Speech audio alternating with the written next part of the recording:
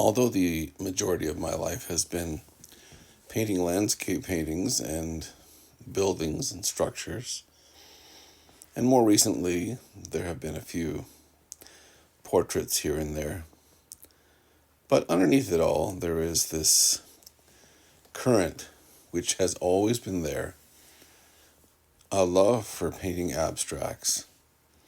And in a way, it's a release, a break from all the norms and rules, and a chance to just cut loose and have some fun.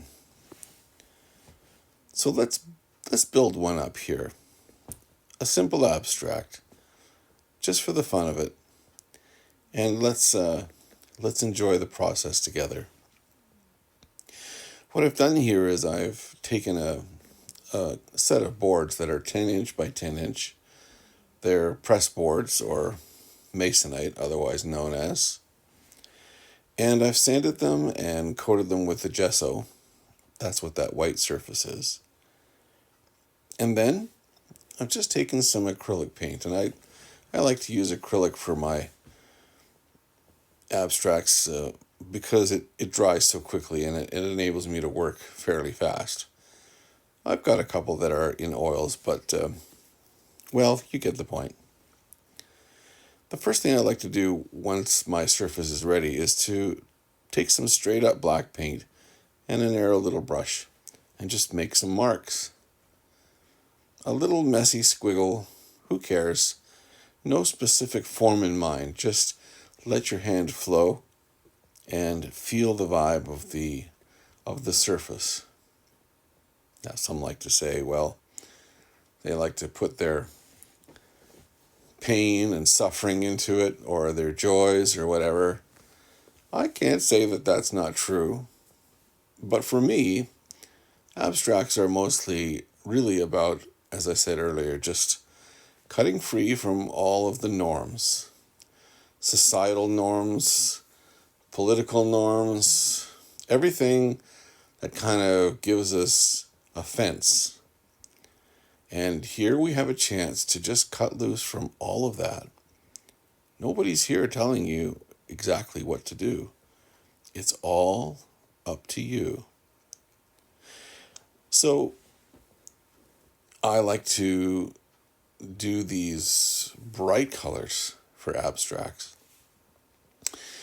And I guess it's, again, another sort of aside to the artist that I am. I always like to say, I'm an artist first, not just a landscape painter or a portrait painter or a watercolor artist or anything in particular. I am an artist first. And so that means I like to create, perhaps just like you do. And here we have a beautiful surface with a beautiful squiggly black line, and now I get to put whatever colors I feel like putting into it. I started with some cobalt blue, and there's some turquoise, and now I'm going with the brightest doggone yellow you could possibly imagine. And I really want you to just kind of use this opportunity in your work to just do what comes natural. After all, that's how your painting is going to reflect you most accurately. And for me, I just want the bright colors. I just want the power. I don't even care what the painting looks like in terms of a recognizable shape. In fact, it's better if it doesn't have one. After all, it's abstract. I really just want to almost become a child with a paintbrush again.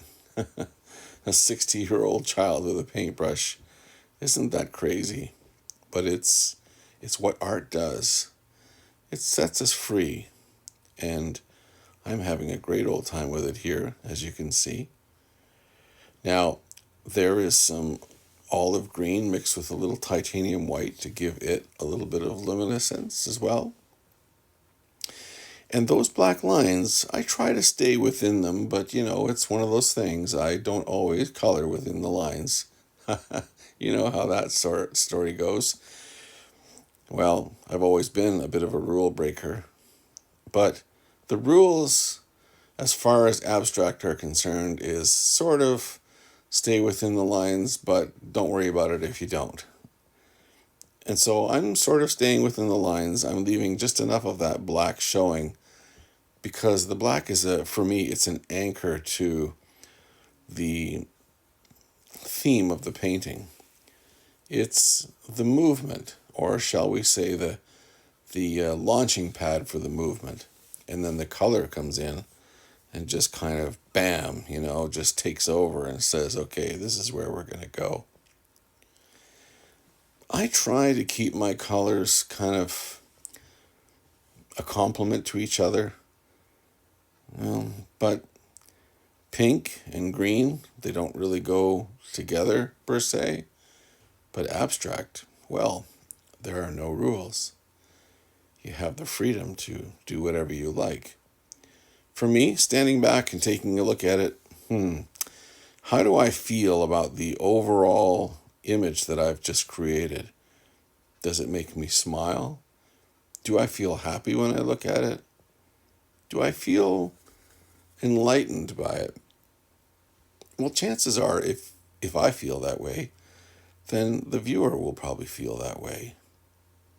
Oh, see, I'm dropping a little bit of straight up red in here. Now, red is a very powerful color, and I don't want to overwhelm this painting with red, but I like those little accents that just they just suggest that, well, there's a little bit of power, not too much. We don't want anything to take over. We just want the little hints of it. And I've added a little titanium white to it there, and we'll just kind of add some little orange highlights and then some pink highlights. It's just about happiness, folks. It really is. And when you see this painting on your wall, it should just make you smile. Or when anybody happens to walk by, it doesn't matter what they think about abstract. Oh, my child could have done that. Or I think I did something like that when I was a little kid. Well, it may be true, but right now, how does it make you feel? Does it make you smile? Now, to finish this painting off, I'm taking some bright white paint and I'm just painting around the perimeter of my abstract image. It just creates a more solid white, and it just creates a nice envelope around my abstract that is, well, it's bright and it's happy again, after all. That's what we're aiming for, isn't it? And it feels good. That bright, clean surface, I love that. It'll look great in a white frame or even a narrow black frame, a floater frame preferably. We don't want the frame to be the whole story. We just want the painting to speak volumes. And hopefully it's happening here. Now, if you've taken time out of your busy day to hang out with me, I greatly appreciate it. I really do appreciate it. And I'd like to just say thank you. And if you would take a moment, like and subscribe, because that just tells the big boys at YouTube and the big girls that you're watching and that this is important to somebody. And the more people do that, the better. Thanks for joining in.